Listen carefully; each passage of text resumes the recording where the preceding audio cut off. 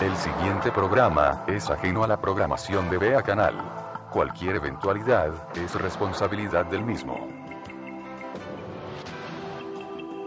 Vea Canal. Formando opinión con madurez.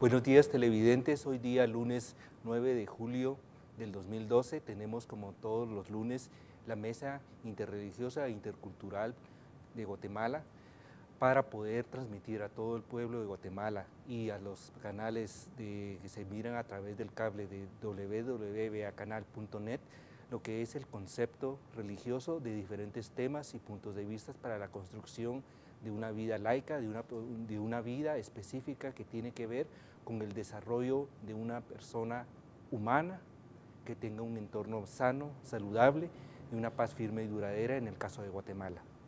Con nosotros vamos a empezar hablando con el Sheikh Omar, que es de la fe musulmana, sobre la mezquita Aldagua, que va a hablar sobre la mesa interreligiosa. Buenos días, Sheikh. Muy buenos días, en el nombre de Alá, el clemente, el misericordioso, creador de todo el universo, de lo que nosotros vemos y de lo que nosotros no podemos ver, conocemos y no conocemos, sustentador de este infinito universo. Como todos los lunes, agradecemos a la gente y a todas las personas que nos pone atención, que nos están escuchando y nos están viendo. Es para nosotros un gran agrado poder compartir con toda la humanidad, compartir con todas las personas. A lo largo de estos días ustedes han apreciado que hemos estado acá diferentes religiones, diferentes creencias.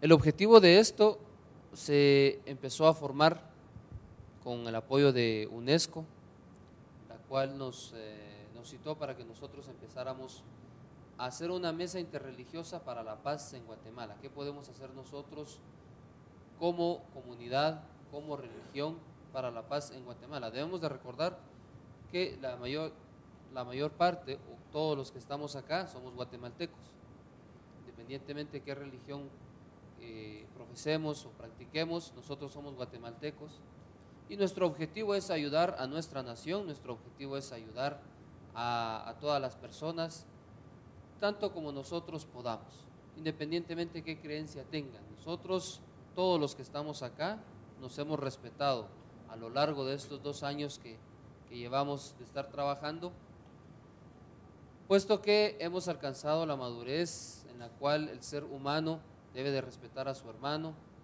debe de tratar de ayudarle en lo más que él pueda. Entonces nosotros somos un vivo ejemplo de cómo deben de convivir las demás personas, de cómo deben de convivir las creencias, puesto que nuestro objetivo es llegar a la paz, nuestro objetivo es llegar a la concordia, nuestro objetivo es complacer a nuestro Creador.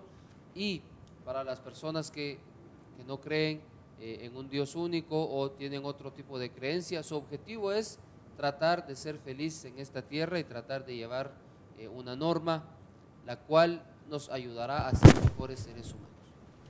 Entonces la mesa interreligiosa ha estado trabajando a lo largo de estos 2 años con el apoyo de UNESCO y también con el trabajo de cada uno de nosotros.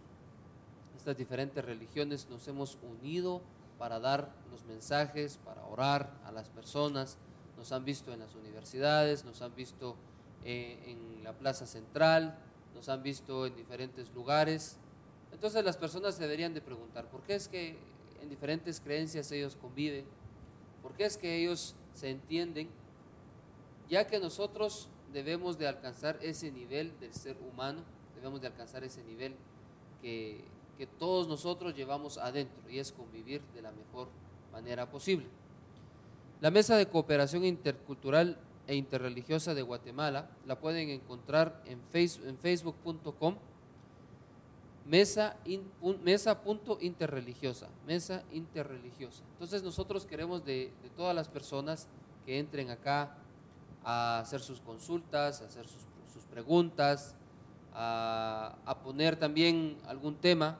Mira, a mí me gustaría que tocaran este tema, o me gustaría que analizaran tal tema, que se pudiera multiplicar, o cualquier opinión que ustedes tengan es bienvenida. Como dijimos, el propósito de la mesa interreligiosa o intercultural es que nosotros tratemos de convivir y como líderes religiosos demos el ejemplo a toda la humanidad. Si los líderes no pueden convivir en paz, ¿qué podemos esperar nosotros del resto de la gente? Entonces acá nosotros estamos para dar ese ejemplo, y no únicamente ante la televisión o ante las cámaras, puesto que nosotros de verdad tenemos muy buena relación, nosotros nos respetamos mucho, y también pedimos a todas las personas, a nuestros seguidores, que traten de convivir de la mejor manera posible, puesto que no se puede alcanzar la paz si nosotros odiamos al prójimo, no podemos alcanzar la paz si nosotros no respetamos sus derechos. Así que como representante de la mesa interreligiosa, invitamos a todas las personas que hagan llegar sus preguntas, sus opiniones, y que también siempre nos mantengan en sintonía en VEA Canal los días lunes a las 7 de la mañana. Esperamos que toda la humanidad trate de seguir el mejor ejemplo posible y que nosotros logremos alcanzar esa paz que tanto anhelamos. Muchas gracias. Muchas gracias. Vamos a ver un mensaje importante de la fe Bahá'í. Por favor, Lautaro. Buenos días, hermanos. Buenos días, amigos televidentes. La fe Bahá'í y el medio ambiente. En esta época en la cual la sociedad se encamina hacia una globalización, la protección del medio ambiente y la conservación de los recursos de la tierra representan un desafío enormemente complejo.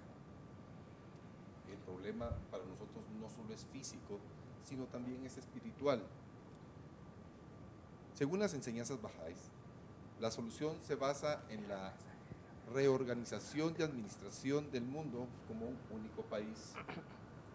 Una sociedad globalizada es apoyada por valores y principios universales, los que a su vez inspiran a los individuos a asumir responsabilidad por el cuidado y la protección a lo largo del ambiente natural. Vemos esta visión, la que abarcará al mundo en un sistema de valores basados en las enseñanzas de Baha'u'lláh, profeta fundador de la fe Bahá'í, las que anuncian una era de justicia, prosperidad y unidad planetaria. Los escritos bahá'ís mencionan como una emanación de la voluntad de Dios a la naturaleza. En palabras mismas de Baha'u'lláh, se refiere a la naturaleza en la esencia, que es la esencia de la personificación del nombre del Hacedor, el Creador. Sus manifestaciones son diversificadas por causas variables, y en esta diversidad hay señales para los hombres de criterio. La naturaleza es obra de la voluntad de Dios, y esa expresión en y a través del accidentado mundo es una revelación de la providencia ordenada por el ordenador, el sabio supremo.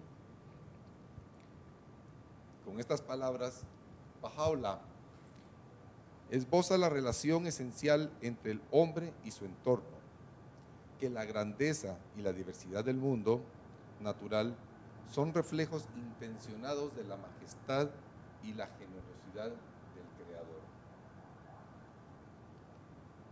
Nosotros vemos a la naturaleza que es en sí misma una revelación de los atributos del Ser Supremo, por lo que debe ser respetada y protegida con una confianza divina de la cual todos los seres humanos somos íntimamente responsables. La sostenibilidad del medio ambiente, entre otros problemas de la sociedad actual, vienen a ser conformados ahora y con la medicina que Baha'u'lláh mismo ha dicho. Aquello que el Señor ha ordenado como el remedio supremo y el más poderoso instrumento para la curación del mundo es la unión de todas sus gentes en una causa universal. Es una promesa venidera en la cual la humanidad alcanzará un grado de desarrollo y progreso nunca imaginado por nuestras mentes, solo visualizado por todos los mensajeros religiosos del pasado.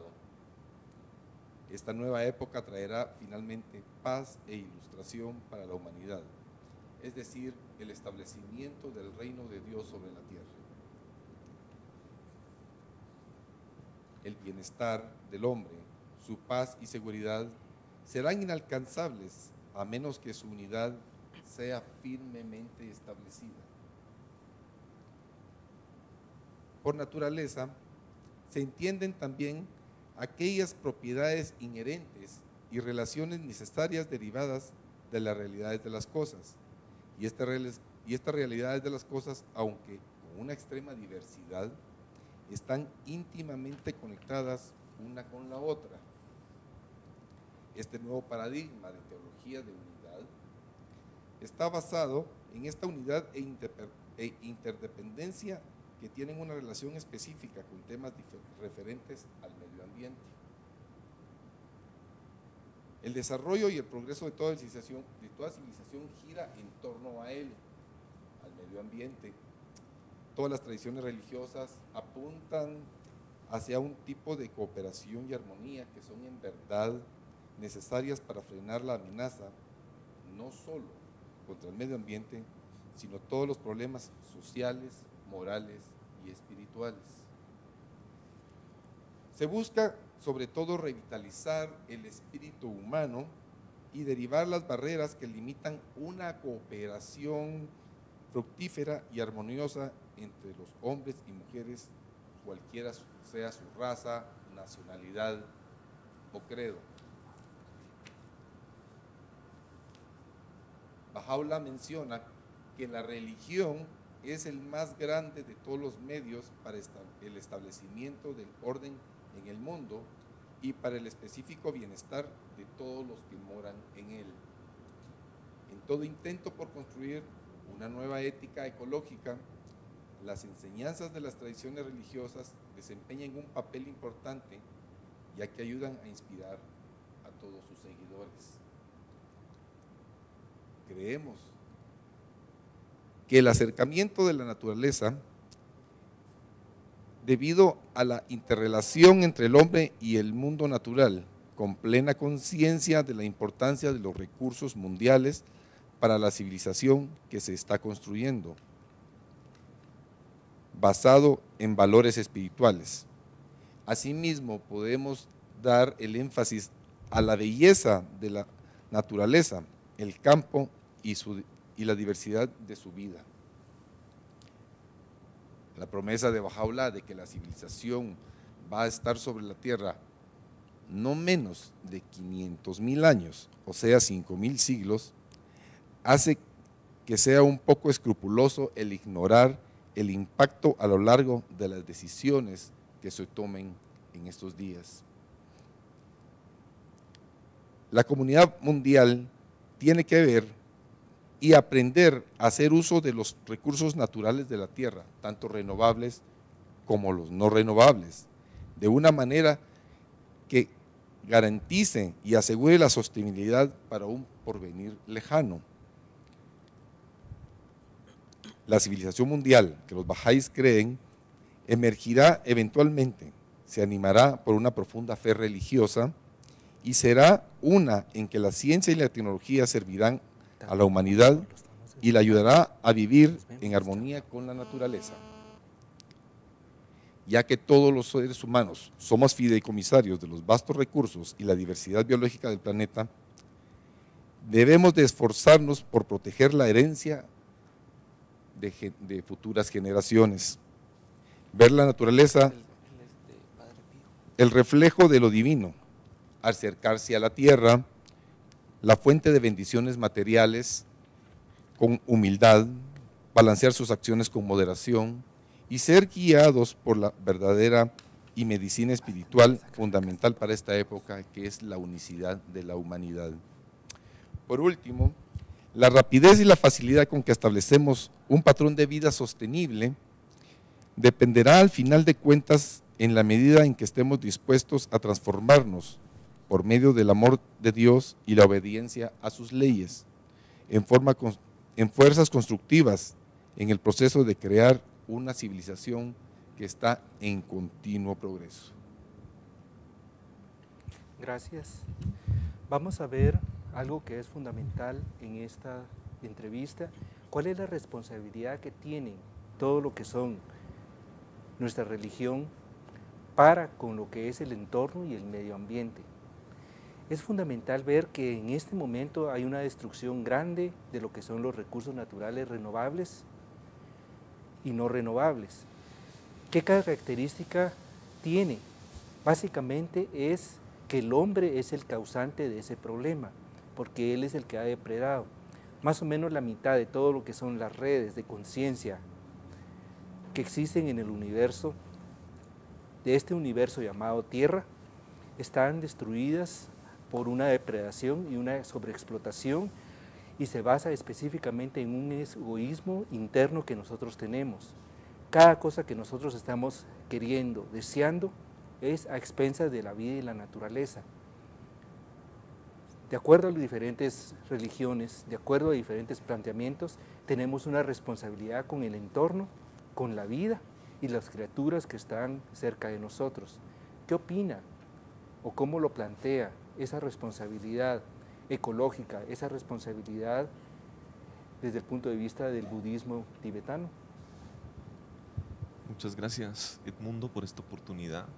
Buenos días, televidentes. Gracias a VEA Canal por este espacio al aire que nos dan. Quiero leer un poema de Su Santidad el Dalai Lama relacionado al budismo y la ecología, y dice así: la tierra es el hogar de los seres vivos, igual e imparcial a lo que se mueve y a lo inmóvil. Así habló el Buda en una voz verídica, con la gran tierra como testigo. Tal como un ser noble reconoce la bondad de una madre sensible y devuelve la bondad con gratitud, así la tierra, la madre universal que cuida a todos por igual, debe ser considerada con afecto y cuidado.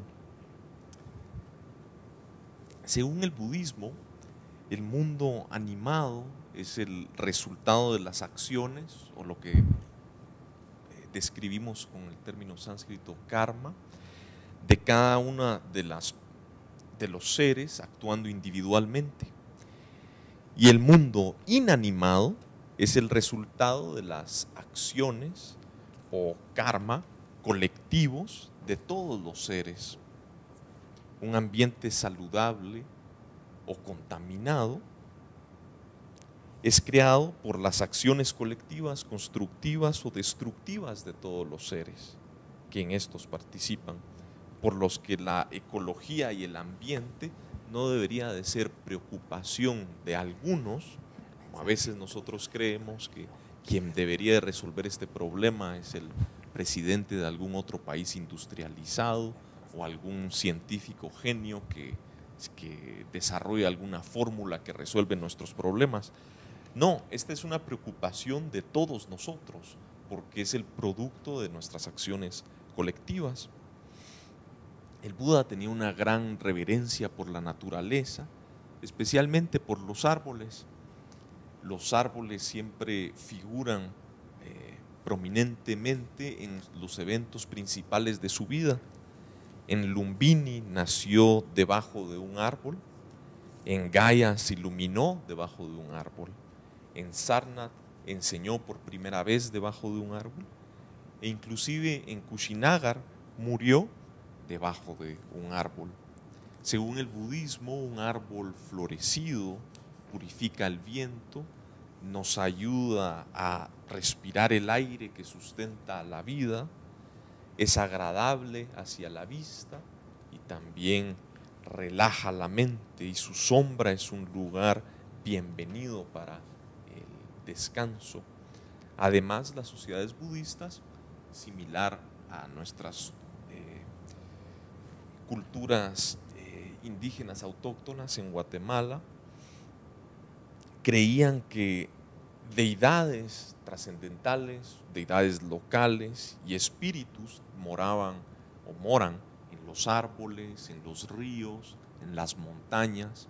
Y si nosotros contaminamos estos espacios, ¿cómo podemos esperar recibir algo auspicioso o una bendición de este tipo de dimensión paralela con la que convivimos? Por ello, en las reglas monásticas, lo que le llamamos el Vinaya en sánscrito, el Buda instruye a los monjes a cuidar los árboles, prohíbe a los monjes que corten o que pidan que corten plantas, que destruyan semillas, que arruinen la grama, y les instruye que se den cuenta que no hay nada más querido para los seres vivos que la vida misma. También un concepto fundamental del budismo es la doctrina del surgimiento dependiente. Nosotros no vivimos en un vacío, no vivimos aislados. Nuestra sobrevivencia de nuestra humanidad depende de la naturaleza, dependemos de la naturaleza para nuestra comida, para nuestras medicinas, para nuestra vivienda, para nuestra ropa, para todos nuestros requerimientos. Y necesitamos establecer una relación equilibrada y sana, armoniosa con la naturaleza para tener un proyecto de humanidad sostenible a largo plazo, como lo enfatizó el compañero Lautaro de la fe Bahá'í. Y para esto necesitamos aprender a utilizar nuestros recursos naturales sabiamente, pero esto lo debemos de combinar, y esto es indispensable, con una restricción moral que le debe de poner freno a nuestra actitud consumista, materialista, que caracteriza al ser humano moderno. Nos hemos sentido con el derecho de abusar del medio ambiente a nuestro antojo por demasiado tiempo para satisfacer nuestras ambiciones y para satisfacer todos nuestros caprichos. Como dice Gandhi, la tierra tiene todo lo que el ser humano necesita, solo que no puede satisfacer su avaricia. Y también dice su santidad, el Dalai Lama, no es difícil perdonar la destrucción en el pasado, que es resultado de la ignorancia. Hoy, sin embargo, tenemos acceso a más información y es esencial volver a examinar el punto de vista ético que hemos heredado, de lo que somos responsables y lo que vamos a heredar a las generaciones venideras. Nuestras maravillas de la ciencia y tecnología son alcanzadas, si no rebasadas, por muchas de las tragedias actuales, como la hambruna en algunas partes del mundo y la extinción de otras formas de vida. Tenemos la capacidad y la responsabilidad. Debemos actuar antes de que sea demasiado tarde. Y ampliando nuestra perspectiva un poco más allá de lo que el budismo enseña, la población promedio en nuestros últimos 2000 años ha sido de 1 billón de personas, y fue hasta la explotación de los combustibles fósiles que inicia este crecimiento masivo de la población a 7 billones de personas que estamos actualmente. Y el problema es complejo, como también lo dijo el compañero Lautaro. No solo es qué va a pasar con la humanidad cuando se acaben estos fósiles que a través de ellos hemos logrado esta producción alimenticia masiva, industrial, hemos vuelto áreas no habitables en habitables, el transporte, etcétera, sino también la liberación de todo este carbono que hemos emitido al medio ambiente. Si nosotros no hacemos algo al respecto, y la crisis es una crisis de urgencia, tenemos una ventana muy pequeña, quizás una ventana tan pequeña como de 20 años. No solo es el que se derrita el hielo de los polos, no solo es que se desequilibre la naturaleza con el efecto invernadero, también es producto de la liberación del carbono, la acidificación de los océanos. Con esta producción masiva de carbono hay una propagación de bacterias que emiten el ácido sulfídrico en el océano que va a aniquilar toda la vida. Ya hemos sido testigos de esto. Ya ocurrió una vez antes en la Tierra, hace 250 millones de años, la gran extinción Permio-Triásica, en donde el 95% de las especies de la Tierra murieron, mucho más masiva que el popular impacto en Chicxulub hace 65 millones de años, que aniquiló los dinosaurios. Estamos en un momento de crisis y un momento en donde necesitamos actuar ahora, todos nosotros, poniendo nuestro granito de arena para evitar una catástrofe. ¿Qué le vamos a heredar a nuestros descendientes? Es una pregunta moral importante. Muchas gracias. Muchas gracias, Andrés Montano, Lama Khenpo de Casa Tíbet en Guatemala. Vamos a llegar a hacerle una pregunta especial representando a lo que es a los evangélicos, que somos la mayoría aquí en Guatemala, junto con los católicos, de algo fundamental. Una parte de la doctrina dice que nosotros tenemos que hacernos cargo, por mandato de Adán, de nombrar y desarrollar todo un cuidado sobre la naturaleza. Una persona que fue considerada una persona muy especial, el famoso San Francisco de Asís, mencionaba algo que era hermano sol, hermano luna, hermano gato, hermano ratón. ¿Qué pasa con ese nivel de conciencia? ¿Cómo es que la Iglesia Católica puede ayudar para resolver este tipo de problemas como vista de uno de los mandamientos? Amarás a tu semejante como a ti mismo, tomando en cuenta que no es solo una visión antropocéntrica, en que solo el hombre se considera semejante, sino que tomando en cuenta esa línea de pensamiento que es más abarcante, incluyendo de todo lo que es los seres que están con él conviviendo. Por favor, Misael Méndez. Muchas gracias, muy buenos días a todos los televidentes, muy buenos días a mis hermanos que me acompañan en esta mesa.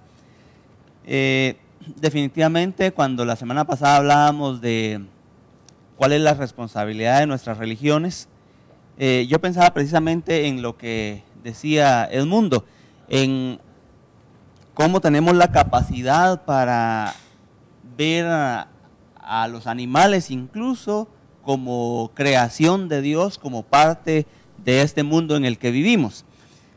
Y quisiera empezar con plantear dos posturas muy diferentes, y voy a hablar en este caso desde mi visión como evangélico. Yo soy miembro de la Iglesia Evangélica San Juan Apóstol y soy miembro también del Consejo Ecuménico Cristiano de Guatemala. Ahí, dentro del Consejo, compartimos nuestra visión con nuestros hermanos católicos, con nuestros hermanos luteranos, pero desde el punto de vista evangélico que podría hablar yo hoy, es que hay dos posturas con relación a los cuidados hacia la naturaleza. Uno, y es el fatalista, es que en la Biblia está escrito que toda la tierra va a pasar y que todo se va a destruir y que esperamos un cielo nuevo y una tierra nueva. Y bajo ese principio, entonces nos olvidamos de cuidar la naturaleza, nos olvidamos de cuidar el agua, nos olvidamos de que los otros seres vivos, como las plantas, como los animales, también son creación de Dios. Y entonces nos cruzamos de brazos y no hacemos nada al respecto, aunque estamos viendo la urgencia que hay de cuidar nuestros recursos naturales, de no ensuciar nuestra casa, nuestra colonia y nuestra ciudad. La otra postura es aquella que contrasta con lo que ya decía, lo que preguntaba Edmundo también con relación a ese mandato divino desde el principio que le fue dado a Adán para ser mayordomo de la creación de Dios. Cuando en el Génesis, cuando nos hablan sobre la creación en 6 días, en donde Dios separa las aguas de la tierra, donde Dios con su voz hace las lumbreras, y ahí hace al sol y a la luna, lo que mencionaba Edmundo, lo que San Francisco de Asís decía, hermano sol y hermana luna. Y luego de toda la creación, Dios le dice a Adán, que quiere decir humanidad, Dios le dice a Adán que tiene que ser mayordomo de la creación. Y desde ahí quisiera partir porque nosotros nos inclinamos más por esta segunda visión.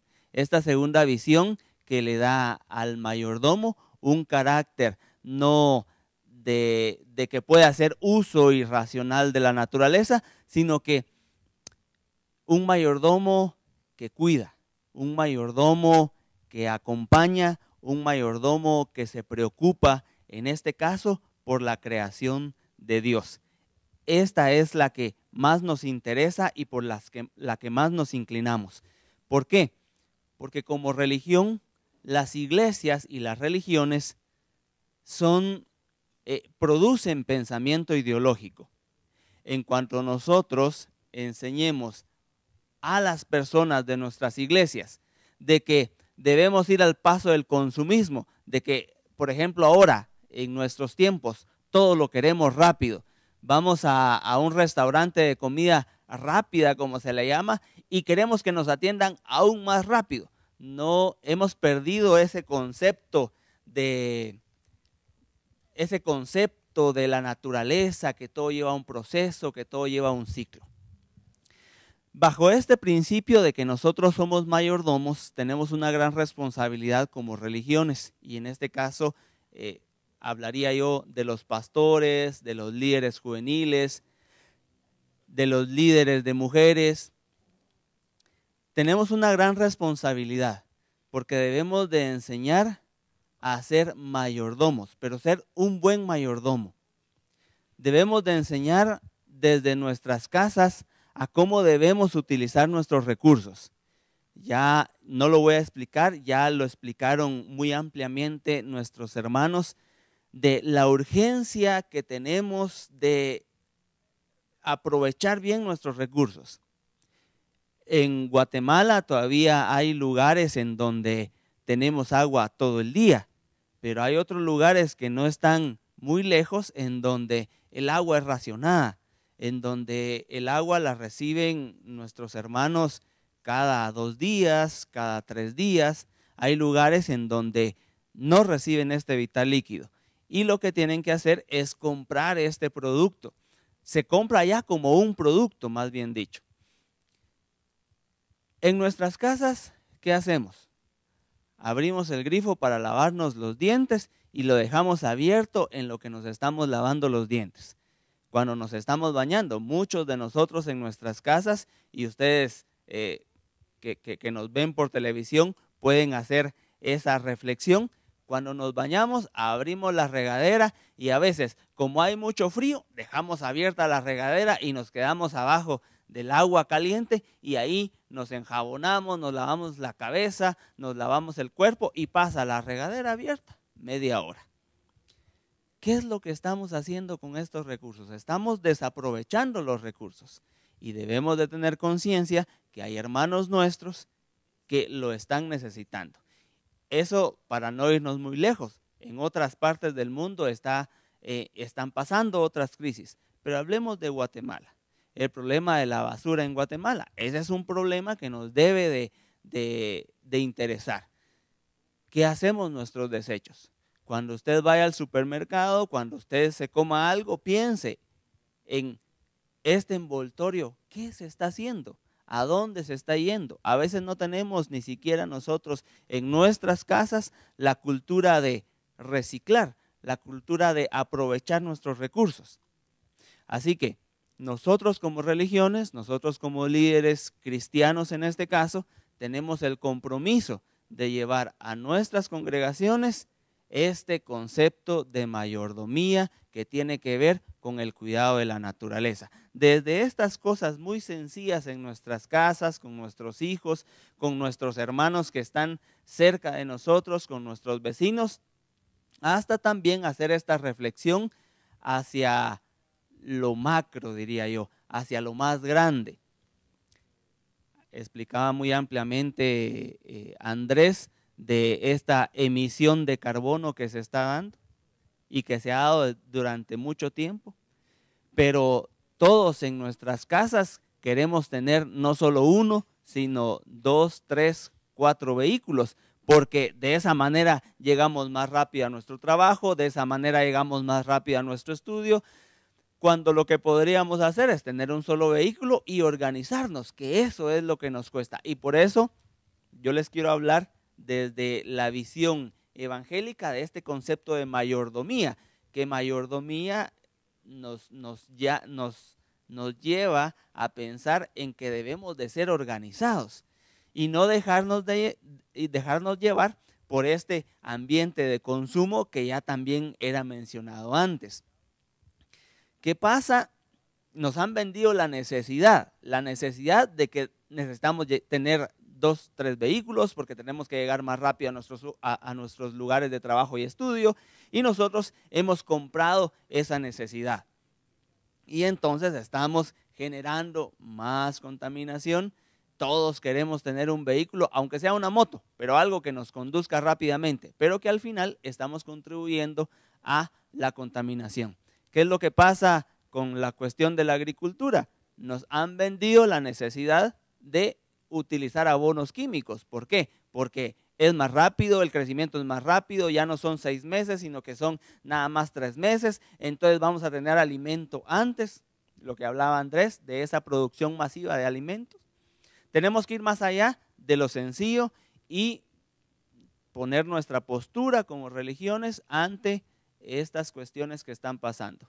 Las mineras, las hidroeléctricas, que todo tiene que ver con el cuidado de del ambiente natural. Tenemos que tener como iglesias una postura ante eso y pensar en que esta postura tiene que ir pensada desde este concepto de mayordomía, una mayordomía responsable ante los recursos naturales. Muchas gracias, Misael Méndez, diácono de las escuelas iglesias evangélicas. Vamos a cederle la misma pregunta a Abdel Aukar de la fe musulmana sobre lo que es el concepto que tienen y que han transmitido en la fe musulmana de cómo cuidar el entorno, el ambiente. Por favor. Bueno, en el nombre de Dios, el clemente y misericordioso. La visión del Islam en relación al tema del medio ambiente, primero parte de lo básico, que es la creación de Dios. El ser humano es criado con el único objetivo de ser sumiso a todos los actos que pueda desarrollar como adoración. Para nosotros los actos de adoración entran en lo que es la oración, la peregrinación, lo que tenemos como ayuno, que son actos por sumisión, o sea, actos de fe. Después, cuando hablamos de medio ambiente, el ser humano está en plena obediencia o en pleno respeto a esa creación que Dios nos ha dado como el medio ambiente. Nosotros los musulmanes no podemos caer en ser desconsiderados con el medio ambiente, ni tampoco podemos caer en ser idólatras de la naturaleza, porque entonces caeríamos en el objetivo básico de lo que Dios nos ha creado hacia nosotros. Nosotros defendemos la naturaleza como un medio de signo de Dios. todo lo que Dios nos ha dado de provisión y todos los signos que Él nos ha manifestado a través de nuestro entendimiento, a través de nuestra razón y de nuestra lógica. Nosotros hablamos en el Islam. El libro del Sagrado Corán, que es el libro del entendimiento como una ley, y el libro del universo, que es un libro en el cual nosotros podemos ver todos los signos de Dios, siempre y cuando logremos captar a través de nuestro corazón, con la transparencia de nuestro corazón, esa dimensión y esos signos o señales que Dios nos da a través de esa creación del universo. Lo que son las especies de los animales, lo que son los ríos, lo que son las montañas, eso también encierra signos para nosotros. Miramos que cada criatura que Dios ha creado es una manifestación de alabanza hacia Dios, y por consiguiente nosotros debemos de respetar el entorno y tratar de hacer un recurso sostenible, o sea, una apreciación sostenible de todos esos recursos. A partir del momento que nosotros tenemos una visión seria, al momento que nosotros tenemos una manifestación de Dios y que nosotros logramos ver esos signos y esos detalles, pues nos hacemos ya más enfocados a lo que realmente Dios quiere para nosotros. El Islam abre la puerta del entendimiento a través de muchos ejemplos, abre de muchas historias en la cual nos manifiesta que la lejanía de Dios es la inmoralidad y la corrupción, que el acercamiento a Dios va a traer a través de nuestra conducta muchos resultados positivos. ¿Y cómo lo vamos a enfocar? Primeramente, si nosotros tenemos una lógica de la unicidad de Dios, vamos a entender que esa lógica de la unicidad de Dios nos va a llevar a tener mejor entendimiento de nuestra vida como seres humanos. No vamos a caer en la corrupción dentro de nuestro propio sistema de vida, ni vamos a caer en la inmoralidad, porque el medio ambiente tendría que ser algo acorde a la moralidad, no a la inmoralidad. ¿Cómo se maneja esto? Si nosotros no tenemos un concepto idóneo de Dios, si no tenemos un concepto real de la existencia de Dios en naturaleza, nos vamos a ir alejando de ese verdadero entendimiento. Entonces, ¿qué pasa en ese momento? Cuando ya nosotros tenemos ese alejamiento de Dios, comenzamos a hacer las cosas de una forma errónea, y esta forma errónea va a caer en nuestro propio medio ambiente. El hecho no vamos a basarnos específicamente en la tala de árboles o el recurso del agua o el recurso, porque por lógica entendemos que eso es parte del problema. Pero si nosotros comenzamos a tener un punto de vista erróneo en relación a esa existencia de Dios, vamos a comenzar a hacer innovaciones de nuestro propio sistema de vida, y esa innovación del propio sistema de vida nos va a llevar a cometer errores en nuestro propio medio ambiente, tratando de creer que estamos haciendo algo que va acorde a nuestro desarrollo, pero que básicamente lo que está haciendo es alejarnos del verdadero entendimiento de Dios. Entonces, cuando ya nosotros transgredimos el medio ambiente, cuando ya salimos del esquema razonable del medio ambiente, pasamos a ese punto muy importante que es negativo, que es el aspecto de la corrupción propiamente, el aspecto de la corrupción moral, el aspecto de la corrupción espiritual, porque no vamos a pedirle a una persona que está ensuciando, una persona que está cometiendo actos contra el medio ambiente que nosotros creamos que está cerca de Dios. Y definitivamente ese es otro sentido de visión que pueda tener esta persona. Entonces el Islam básicamente se adentra en ese sentido, pone las pautas de un entendimiento personal, de un acercamiento a Dios, de una unicidad de Dios, para que nosotros comprendamos de una manera muy formal que la historia del ser humano, la transgresión que el ser humano ha hecho a través de toda la historia, no es nada más que el alejamiento de Dios sin respetar las leyes, el alejamiento de su propia espiritualidad, caer en la inmoralidad, y que por consecuencia todo lo que es negativo no nos va a traer resultados positivos.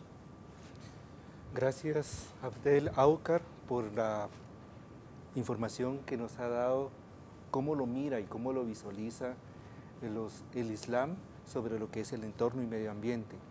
Dos preguntas fundamentales. ¿Qué va a pasar específicamente con todo nuestro consumismo?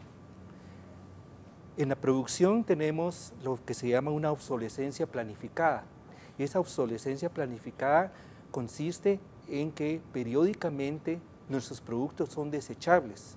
Y al ser desechables, periódicamente tenemos que estarlos comprando, renovando, sin poder hacer un verdadero capital.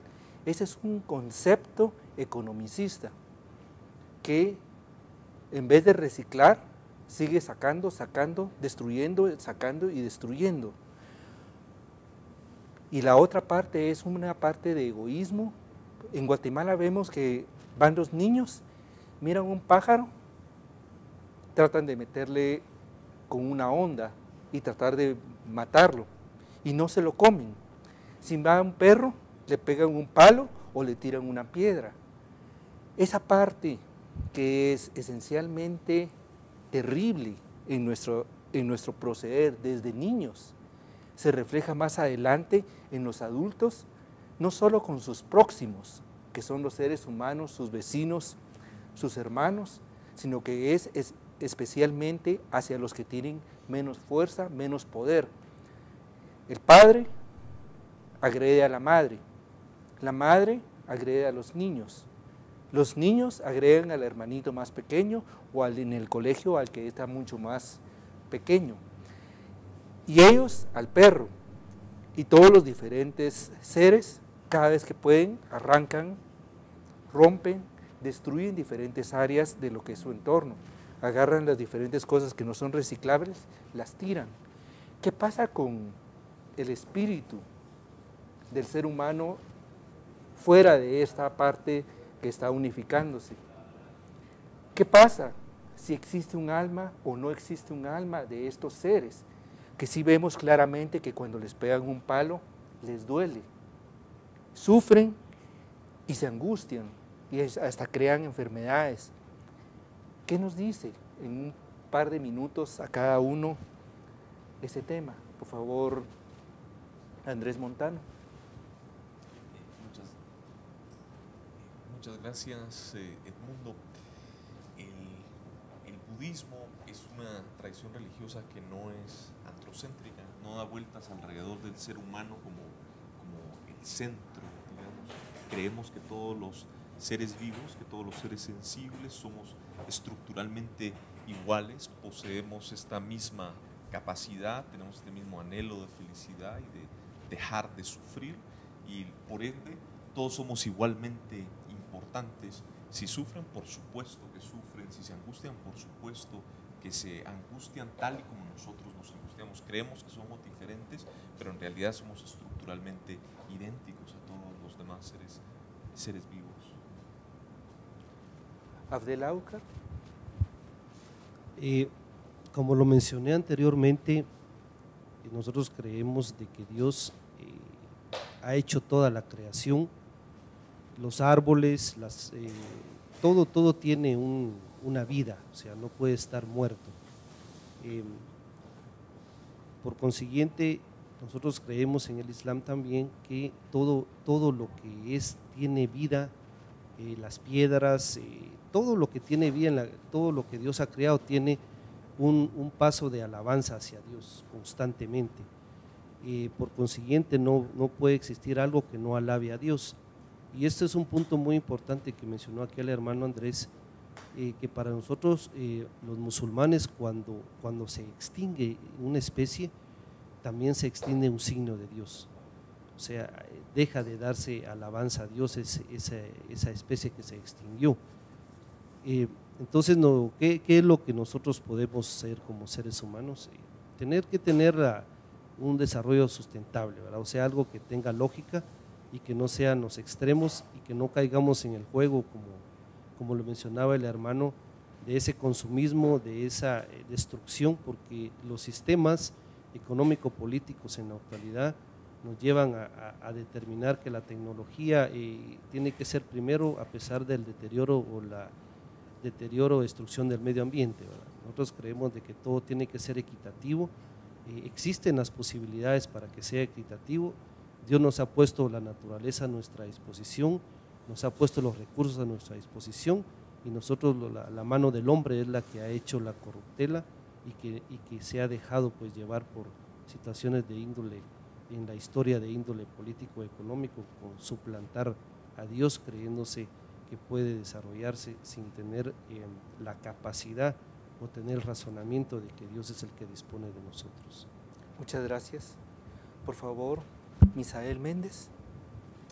Gracias. Yo diría en torno a esto que definitivamente toda la naturaleza como creación de Dios merece respeto, y que lo que tú mencionabas de esa violencia que va del más fuerte al más débil es definitivamente algo que nosotros no valoramos. Más bien creemos que es una cuestión de ética, es una cuestión de moral, amarnos los unos a los otros, como mencionábamos en alguno de los programas, y ese compromiso lo tenemos con todos los seres vivos. Un perrito, no solo porque es un animalito, no va a sentir la violencia. Claro que lo siente, claro que necesita también amor, y eso es convivir con la naturaleza y ser mayordomos responsables de esa creación de Dios. Por favor, de la Bajay. Gracias. Como es bien sabido ya por todos nosotros, la naturaleza es la creación de Dios. Se ve en ella la belleza y la fuerza del Creador. Toda su belleza en sí está imbuida en ella. Por lo tanto, como mencionaban, el ser humano es el mayordomo, es el cuidador, es el fideicomisario de los recursos naturales. Pero ¿cómo podemos llegar a poder hacer conciencia plena de que somos todo ello? Es a través únicamente de la educación universal, que todos tienen derecho al acceso a ella, en la cual tiene que estar basada en valores morales y espirituales, así como la educación intelectual es importante. Las tres son parte de esta educación universal. A través de ella podemos enseñar a los niños a poder amar más a la naturaleza, a ver el cuidado que van a tener de ella. Hay que tener compasión por los animales, hay que ver en cada planta la creación de Dios.